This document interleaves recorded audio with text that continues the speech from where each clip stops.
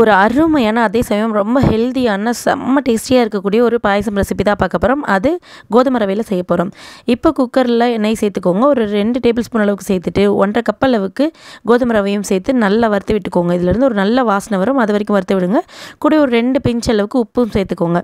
சேர்த்துட்டு நம்ம 1.5 கப் அளவுக்கு ரவை போட்டோம். இப்போ ஒரு 4 கப் அளவுக்கு இதில் தண்ணி ஊற்றி ஒரு 2 விசில் வச்சு எடுத்தாலே போதும். நல்லா தகன்னு வெந்து வந்துடும்.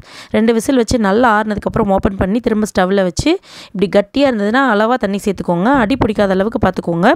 ஸோ இந்த ஸ்டேஜில் நல்லா தண்ணி விட்டுக்கோங்க. விட்டு இந்தளவுக்கு லூஸ் பண்ணதுக்கப்புறமா இது கூட 2 கப் அளவுக்கு நாட்டு சக்கரை சேர்த்துக்கோங்க.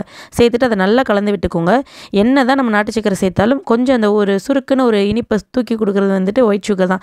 ஸோ ஒரு 2.5 டேபிள் ஸ்பூன் அளவுக்கு ஒயிட் சுகரும் இதில் போட்டு நல்லா கலந்து விட்டுக்கோங்க. இப்போ இடித்த ஏலக்காவையும் அது கூட போட்டு நல்லா கலந்து விட்டு கொதிக்க விடுங்க. இந்த நாட்டு சக்கரை வெந்துருச்சா, நல்லா அந்த ஒரு டெக்ஸ்சர் வந்துருச்சான்னு தெரிஞ்சுக்கிறதுக்கு நல்லா ப்ரௌனிஷ் கலராக மாறும். ஸோ அதுக்காக நல்லா கலந்து விட்டு கொதிக்க விடுங்க. கொதிக்க விட்டிங்கனாலே தெரியும், ஒரு க்ரீமி கன்சிஸ்டன்சிக்கு மாறி வரும். இந்த மாதிரி வந்ததுக்கப்புறமா ஓகே ரெடி ஆகிடுச்சு, நம்ம யோசிச்சுக்கலாம்.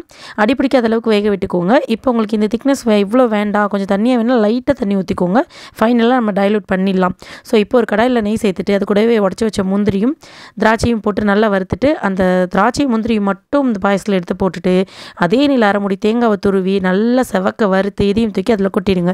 நல்லா இதுவும் நல்லா செவந்து வந்ததுக்கப்புறம் கொட்டிட்டு இந்த சட்டியில் நெய்யை வேஸ்ட் பண்ணக்கூடாது பாருங்கள். நல்லா சுண்டைக்காய்ச்சி ஆற வச்ச ஒரு கப்பு பாலையும் அதில் ஊற்றி இப்போ அதையும் கலந்து பாயசத்தில் ஊற்றிட்டு நல்லா ஒரே ஒரு கொதி விட்டு அப்படியே இறக்கி சர்வ் பண்ணிங்கன்னா சூப்பராக இருக்கும். குழந்தைங்களுக்குலாம் ரொம்ப ரொம்ப பிடிக்கும், பயங்கர டேஸ்டியாக இருக்கும். கண்டிப்பாக ட்ரை பண்ணி பாருங்கள். வீடியோ பிடிச்சிருந்தா லைக் பண்ணுங்கள், சேனலை சப்ஸ்கிரைப் பண்ணி சப்போர்ட் பண்ணுங்கள். உங்களுக்கு இது போன்ற வீடியோக்கள் வேணும்னா நம்ம சேனலில் நிறைய இருக்குது, வேணுன்றவங்க அதையும் செக் பண்ணி பார்த்துட்டு எப்படி இருந்துச்சுன்னு கமெண்ட் பண்ணுங்கள். இன்னும் ஒரு நல்ல ரெசிபியில் நாளைக்கு சந்திக்கிறேன். பாய்.